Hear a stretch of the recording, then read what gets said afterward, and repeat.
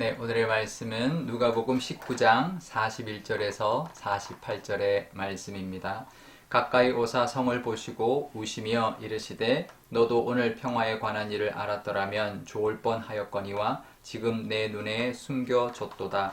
날이 이를지라 내 원수들이 토둔을 쌓고 너를 둘러 사면으로 가두고 또 너와 및 그 가운데 있는 내 자식들을 땅에 메어치며 돌 하나도 돌 위에 남기지 아니하리니 이는 내가 보살핌 받는 날을 알지 못함을 인함이니라 하시니라. 성전에 들어가사 장사하는 자들을 내쫓으시며 그들에게 이르시되 기록된 바 내 집은 기도하는 집이 되리라 하였거늘 너희는 강도의 소굴을 만들었도다 하시니라. 예수께서 날마다 성전에서 가르치시니 대제사장들과 서기관들과 백성의 지도자들이 그를 죽이려고 꾀하되 백성이 다 그에게 귀를 기울여 들으므로 어찌할 방도를 찾지 못하였더라.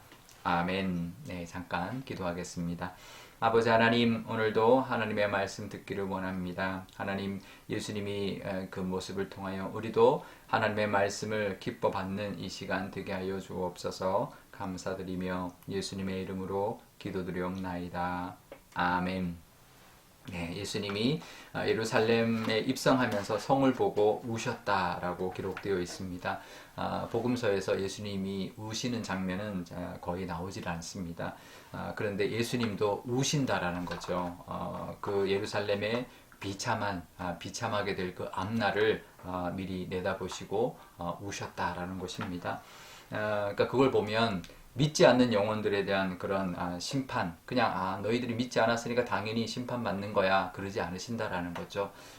가슴 아파하시고 슬퍼하신다라는 것입니다. 당연히 예루살렘이 예수님을 받아들이지 않았으니 멸망하는 거 당연하다, 그러지 않으셨다라는 겁니다. 우셨다라는 겁니다. 지금도 믿지 않는 많은 영혼들을 향한 하나님의 마음은 가슴 아파하시고 슬퍼하고 계신다라는 것, 그들의 그런 미래, 그들의 그런 죽음 당할 모습에 하나님은 슬퍼한다라는 것을 우리가 알아야 할 것입니다. 예루살렘의 미래는 곧 멸망당할 그런 위기였습니다. 미래였습니다. 실제로 주후 70년에 이제 로마에 의해서 멸망을 당하는데요. 예수님이 이제 주 한 30년 경에 이제 십자가에 돌아가셨으니까 예수님이 죽고 난 다음에 한 40년이 채 안 된 정말 얼마 되지 않은 시점에 예루살렘이 정말 돌 위에 돌 하나도 남지 않은 그런 폐허로 변해 버렸습니다. 그 이유는 4절에 이렇게 42절에 이렇게 말을 하죠. 오늘 평화에 관한 일을 너희가 알았더라면 좋았을 뻔했는데 내 눈에 숨겨졌구나, 이렇게 예수님이 한탄을 하는데요. 평화에 관한 일을 몰랐다라는 것입니다. 그것이 숨겨졌기 때문에, 너희 눈에 보이지 않기 때문에 그렇다라는 것인데요. 그러니까 평화를 몰랐다라는 것입니다. 이제 원어로 샬롬이죠. 샬롬을 몰랐다. 근데 예루살렘이 무슨 뜻이냐면 예루가 땅, 터라는 뜻이고 살렘이 평화라는 뜻입니다. 그러니까 예루살렘은 평화의 땅이라는 뜻이죠. 근데 평화의 땅에서 평화의 왕으로 오신 예수님을 몰랐고 맞아들이지 못했고 배척했고 예수님을 죽였다라는 것입니다. 그러니 더 이상 그 땅은 평화의 땅이라는 이름에 무색하게 평화를 더 이상 보장받지 못했다라는 거죠. 평화는 하나님이 주시는 것입니다. 우리가 국력이 강해서 평화를 주는 것 아니죠. 우리가 뭐 이번에 이제 대통령 선거도 이제 하루 앞으로 다가왔는데, 이런 뭐 지도자가 잘 세워지고 나라가 이제 부강하고 그러면 이 나라가 평화를 올 것 같지만 그렇지 않습니다. 하나님이 지켜주셔야 된다라는 거죠. 하나님을 두려워하는 지도자, 하나님이 지켜주시는 나라가 될 때 그 땅에 평화가 있고 하나님 주시는 그 평안을 누리게 되는데요. 예루살렘이 결국은 그것을 잡지 못하고 누리지 못하게 되었다라는 것입니다. 우리의 삶과 가정과 하는 모든 일에 우리의 평안을 누리고 평화를 누리기 위해서는 평화의 왕으로 오신 예수님을 모셔드리고 늘 그 안에 그 은혜 가운데 살아가야 가능하다라는 것을 늘 기억하시기를 바랍니다.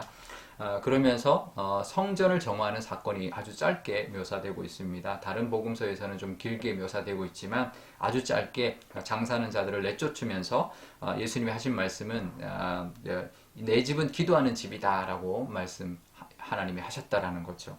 그러면서 근데 강도의 소굴이 되어버렸다라고 예수님께서 말씀하셨습니다. 성전 안에서 재물을 사고 팔았던 것이죠. 물론 그건 율법으로 이제 멀리 있는 사람들이 성전에 와서 재물을 드릴 때 이제 끌고 오기가 쉽지 않으니까 동물들을 와서 사는 것을 허락하셨습니다. 하지만 그런데 이 제사장들이 대제사장의 이 무리들이 그것을 이권으로 이제 해서 이 성전 밖에서 산 재물은 이제 이런 가축은 전혀 제물로 받아들이지 않았고 받아주지 않았고 성전 안에서만 파는 그런 우리 제물만 사야 됐다라는 거죠. 그래서 폭리를 취했고 또 환전할 때도 성전세를 낼 때도 환전을 꼭 해야만 했던 그래서 그 환전에 폭리도 취했던 완전히 이제 강도짓을 한 거죠. 완전히 폭리를 취했던 그 대제사장들의 그 모습을 보시고 예수님이 기도하는 집이 강도의 소굴이 되어버렸다라고 예수님께서 말씀하셨던 것이죠. 그러니까 우리가 믿음 생활한다는 것, 아무리 성전에서 아무리 믿음을 잘 믿는 것처럼 보인다 할지라도 그 안에 정말 나를 위한 나의 어떤 이익을 위한 어떤 믿음인지 아니면 정말 하나님의 은혜 가운데 기도하는 집으로 정말 하나님의 은혜를 사모하고 그 죄인으로서 하나님 앞에 늘 나아가는 그런 모습인지 아닌지를 우리가 늘 돌아보아야 합니다. 그 예수님이 이렇게 말씀하셨죠. 장사하는 자들 내쫓고 난 다음에 날마다 47절에 보면 날마다 말씀으로 가르치셨다. 아주 짧게 누가복음이 묘사하고 있지만 결국 그들을 내쫓고 장사하는 자들을 내쫓고 회복하신 거죠. 말씀을 가르치고 말씀을 듣고 그 하나님 앞에 경배하고 예배하는 그곳으로 회복시켜 주셨죠. 말씀의 장소로 회복시켜 주셨던 것입니다. 우리도 그래서 백성들이 그 하나님의 말씀에 예수님의 말씀에 귀 기울이기 시작했다라는 것인데요.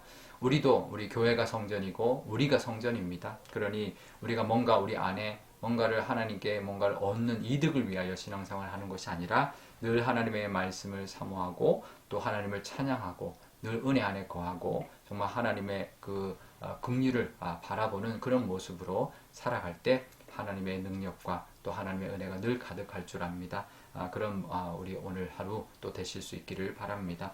오늘 기도할 때 이렇게 기도하면 좋겠습니다. 먼저 내일 우리 선거 날인데 그것을 위하여 기도하면 좋겠습니다. 하나님을 두려워하는 지도자 또 이 나라가 하나님이 지켜주는 나라로 이끌어갈 지도자가 선출되게 해달라고 기도하면 좋겠고요.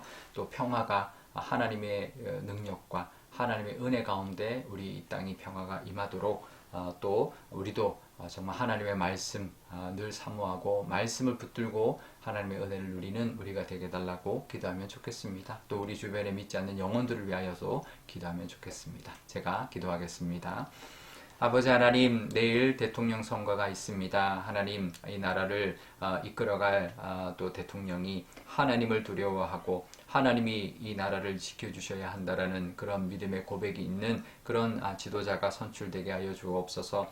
유능한 지도자가 아니라 하나님을 두려워하는 지도자가 하나님 선출되게 하여 주셔서 이 나라가 다시 한번 부흥이 있게 하여 주시고 정말 하나님의 은혜 가운데 다시 번창하여 하나님의 나라를 위하여 또 세계 선교를 위하여 쓰임받는 그런 나라가 되게 하여 주옵소서. 하나님, 예수님이 이 땅에 오셨습니다. 평화의 왕으로 오셨습니다. 예수님을 모셔드려야 하나님 우리 안에, 우리 교회 안에, 우리 가정 안에, 우리 이 나라 안에 평화가 임할 줄 아오니 그 예수님의 그 평안을 우리가 누리게 하여 주시고 그 믿음으로 말미암아 우리가 하나님 안에 거하게 하여 주옵소서.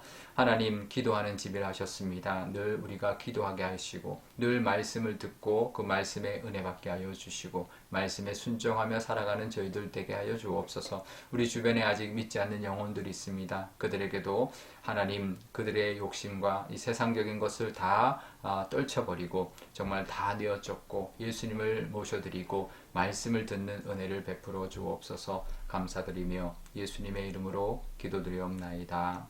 아멘. 주기도문 하겠습니다.